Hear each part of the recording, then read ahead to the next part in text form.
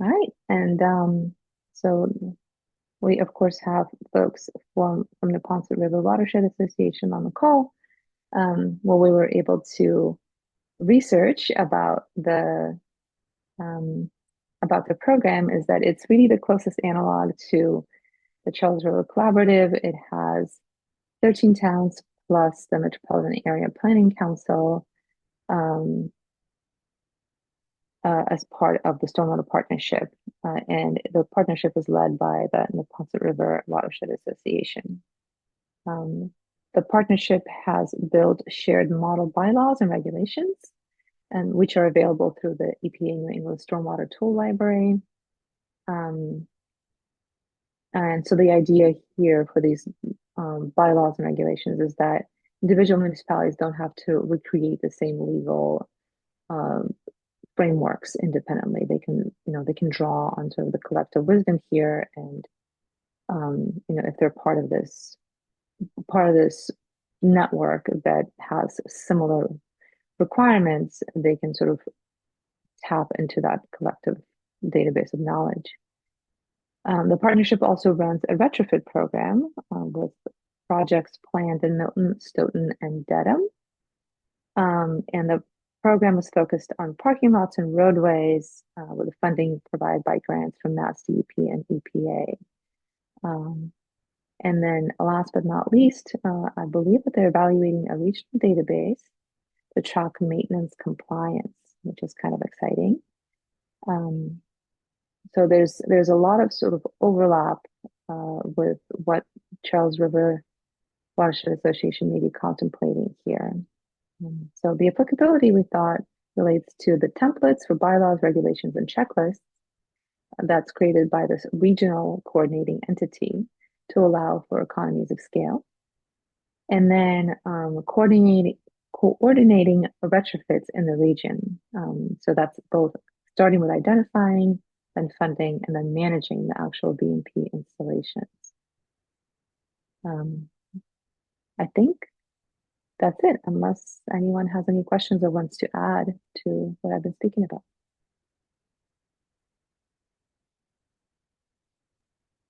Great. I'm going to talk about a few examples from other states and at the federal level. So, what ties these together? Um, Basically, these programs found some way to get private property owners to install and maintain BMPs at a scale that moves the needle on water quality. So, I'm going to walk through each one of these pretty briefly, and there's a lot more detail about each of these in the memo that Mike had mentioned. Next slide. Um, so New York City's Department of Environmental Protection runs a $53 million program specifically targeting large private sites over 50,000 square feet in combined sewer areas. So property owners sign agreements that are recorded in the city's property database. The program uses a pay for performance structure, meaning a third party operator manages the project and the property owner receives ongoing compensation tied to verified stormwater performance. So in practice, that means the property owner doesn't need to hire a contractor, manage construction, or oversee long-term maintenance themselves. The third-party operator handles all of that sort of end to end, and DEP pays on documented results.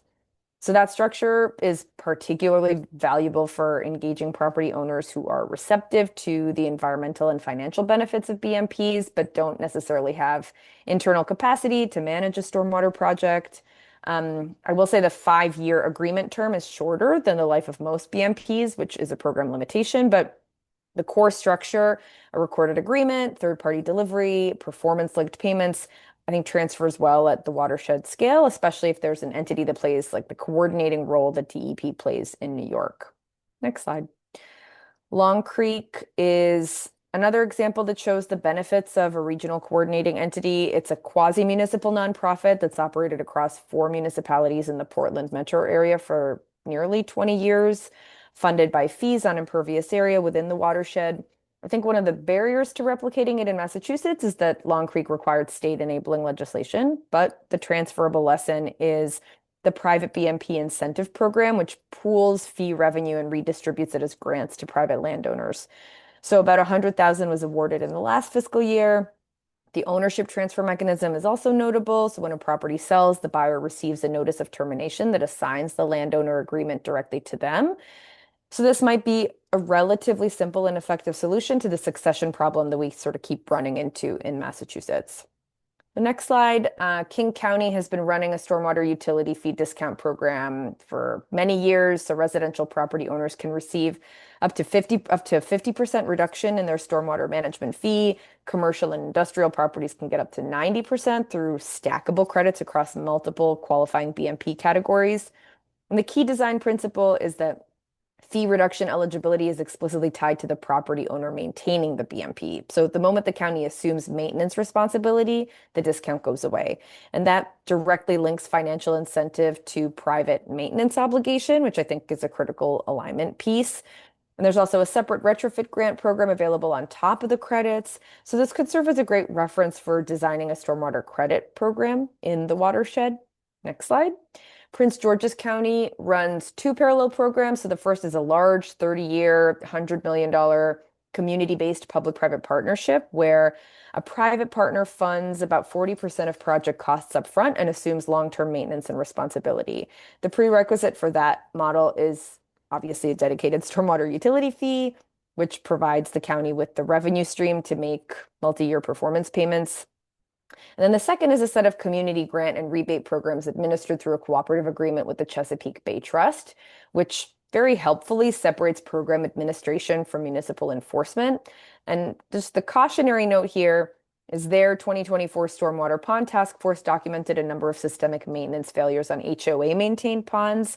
And I think that finding sort of reinforces what we've been hearing in Massachusetts, that HOA common area maintenance can be one of the most sort of fragile points in a private BMP program, and any framework you go with needs to sort of explicitly provide incentives or enforcement mechanisms for the HOA scenario. Next slide. Milwaukee's Metropolitan Sewer District Green Infrastructure Partnership Program is one of the most comprehensive urban GI incentive programs that we found. They spend about $1 million a year with grants starting at 25K. They reimburse based on very transparent per gallon rate for stormwater managed. The cap is 50 to 75% of the project cost, depending on the type of organization. So recipients sign contracts that require them to maintain and actively promote installations, and the district verifies compliance through GIS-based field inspections. So I think most importantly for our purposes, Wisconsin's Department of Natural Resources has formally accepted that incentive-funded private green infrastructure counts toward the district's MS4 obligations, and that's sort of the closest documented analog to what we're trying to achieve with Mass DEP and Appendix F credit. So the regulatory acceptance is really a key data point here. Then Rhode Island is an interesting case study because their Department of Transportation, they're operating under a 2015 EPA consent decree, which require them to reduce stormwater loads. So they realized that installing BMPs off its own right of way on private land was often more cost effective than working within its own property constraints. And to do that, they developed a template legal agreement with placeholders for cross-ownership credit situations, built a custom online tool to standardize BMP submission, review, crediting. Key takeaway for us, not the consent decree context, but rather the precedent it sets. Sort of off-property BMPs can be formally credited if you have a recorded agreement and a documented methodology. That's exactly the legal and procedural architecture that you'd want to put in front of Mass DEP when you seek validation of a credit pathway within the watershed. Next slide. Washington State launched its community-based public-private partnership program a couple years ago, 2023, so specifically to help municipalities structure performance-based contracts for stormwater work on private land. So about $2 million was awarded across 6 projects in the first funding round. Payment is tied to verified results, so not task completion, which makes it pretty well suited for projects where the private property owner's ongoing behavior matters as much as the initial installation. And what might be sort of particularly useful here is the state's learning network approach. So they built a network of, I think, 85 local governments and provided direct technical assistance to 8 municipalities developing these projects. Several of those projects were entirely on privately owned land. And I think for the purposes of this group, the Washington State's sort of framework for performance measures, verification protocols, contract terms can be used as a planning reference, regardless of the specific procurement pathways that Massachusetts municipalities would need to follow. Next slide. The Environmental Quality Incentives Program is a federal cost share program administered by the Natural Resources Conservation Service, primarily for agricultural producers and private forest landowners. So average cost share is about 70%, actually up to 90% for beginning or limited resource farmers, with contracts running up to 10 years. Direct applicability to the Charles River watershed might be limited because obviously much of your watershed is suburban or urban, and municipalities can't apply on behalf of property owners. But I think the structural lessons are transferable. NRCS uses pre-approved practice standards with standardized performance specifications, which is essentially like a vetted BMP library.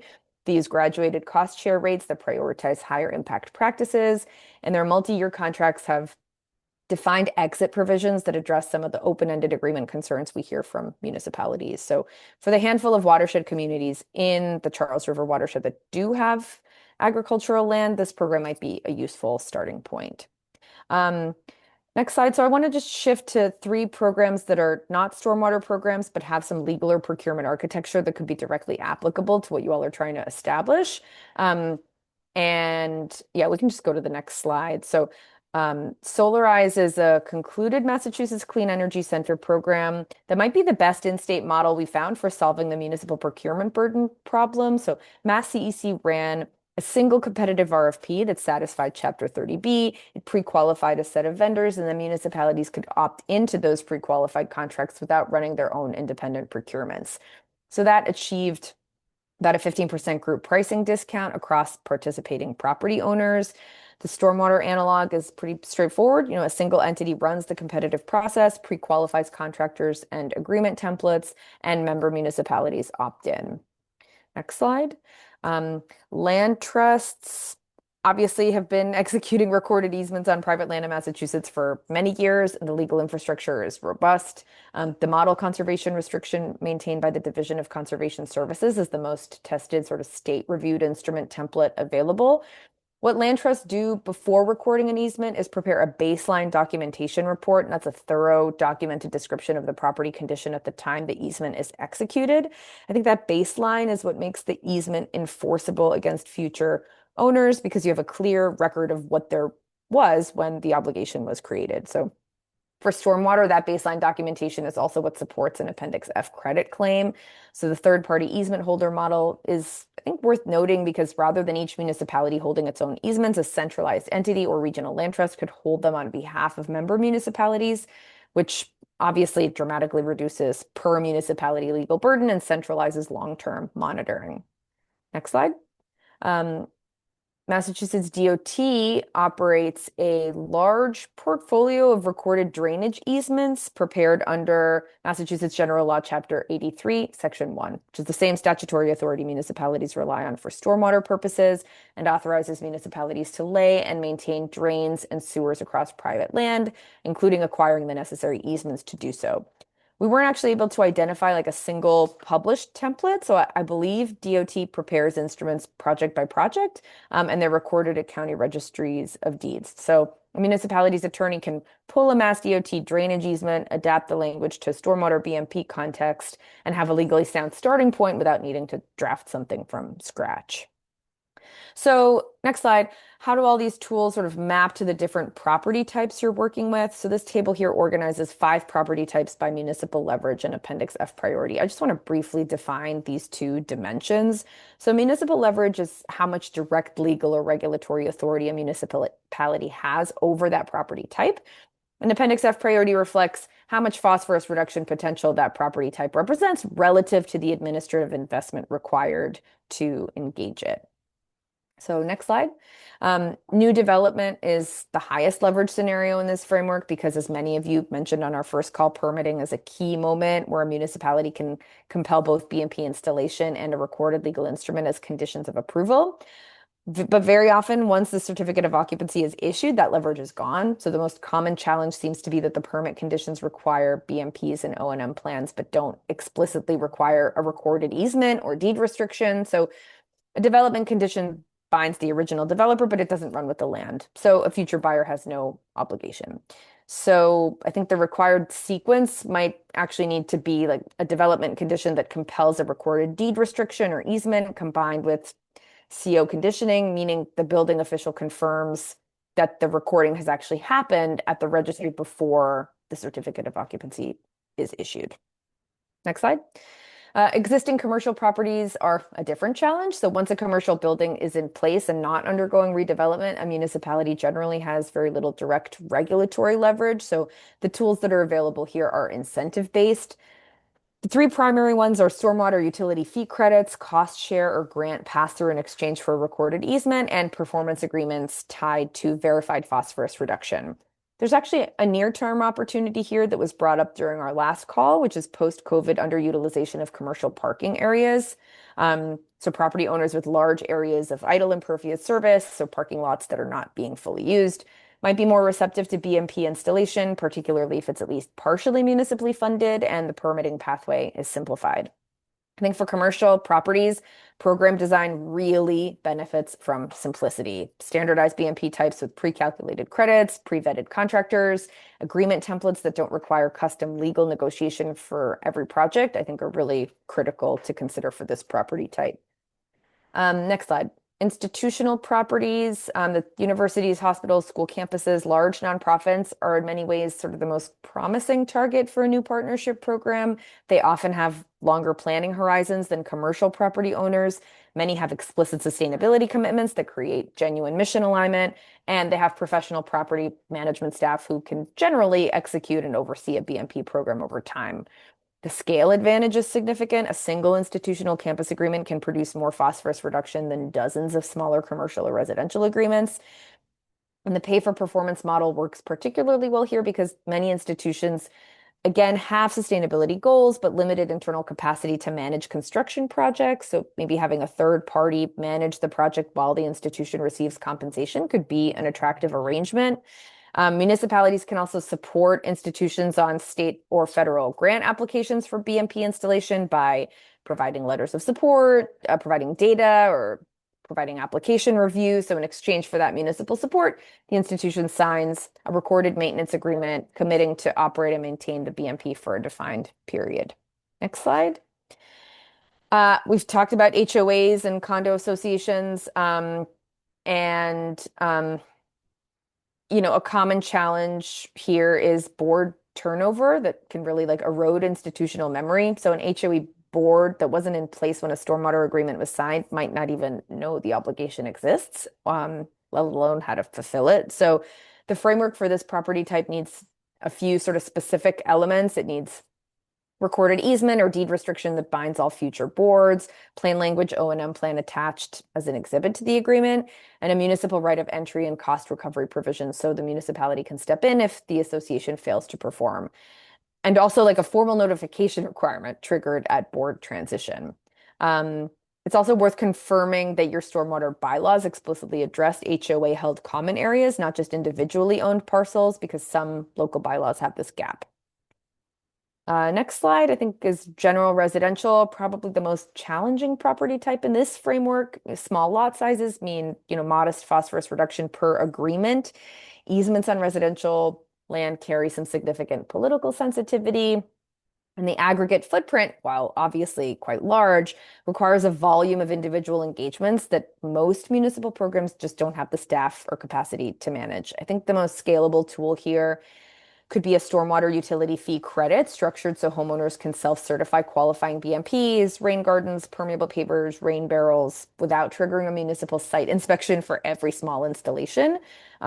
Voluntary and education-based programs can generate real installations, but those generally can't be credited toward Appendix F targets without formal performance documentation. So I think the best approach here might be to treat residential as a complement to higher impact commercial or institutional strategies, not necessarily as like the primary compliance mechanism. So I'm going to turn it over to Jen, who's going to quickly walk us through some of the overall key findings.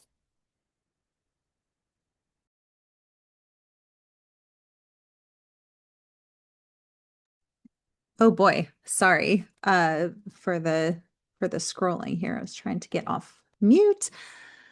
I'm back on camera. Thank you so much, Mary and Eugenia. That was an incredible amount of information in a pretty short time.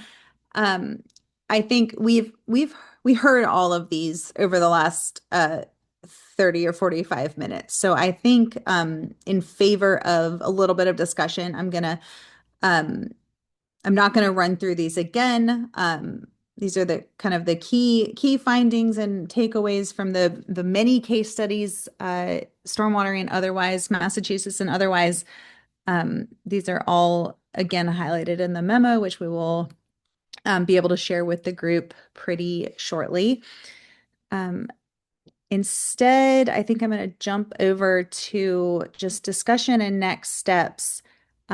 We welcome any additional thoughts on these case studies. And then, Mike, you actually touched on this earlier, but I don't know if you want to say anything else about the kind of the other work that you're doing. And then beyond that, just would love to hear from anyone on the phone, whether this triggers any ideas or thoughts about how CRWA or as a community, you all can kind of work together to further those public-private partnerships. So I'll put all of those thoughts out there and happy to have anybody jump in.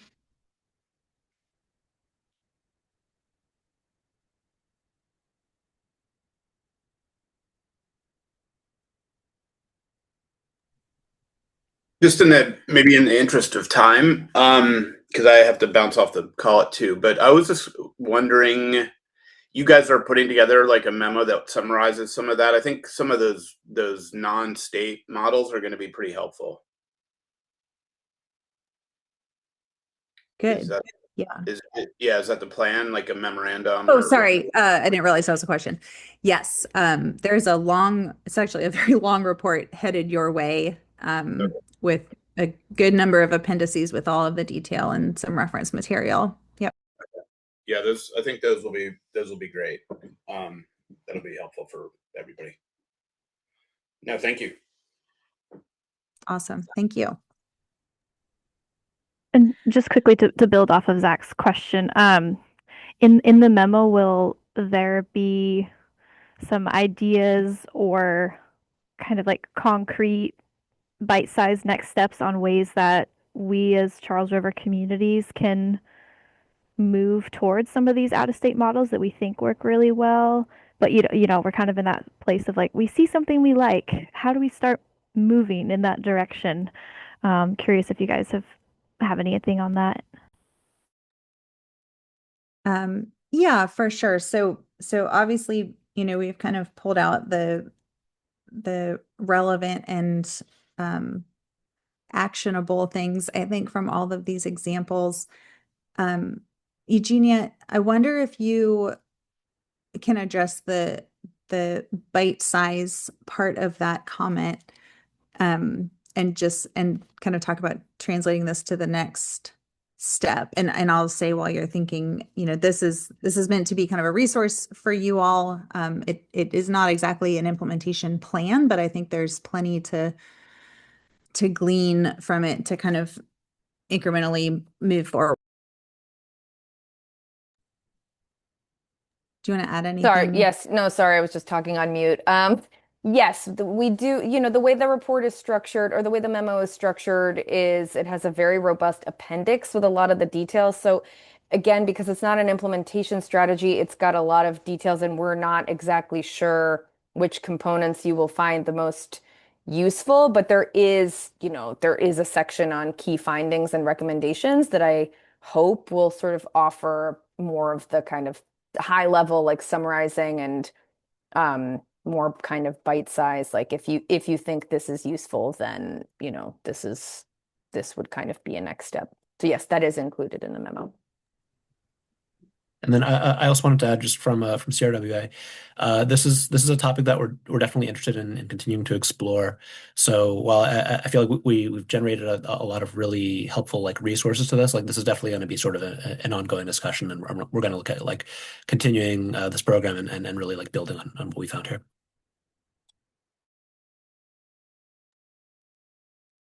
Thanks. Good question. Will one of the appendices include some funding resources, perhaps, to help towns, come up with a program that might work for them?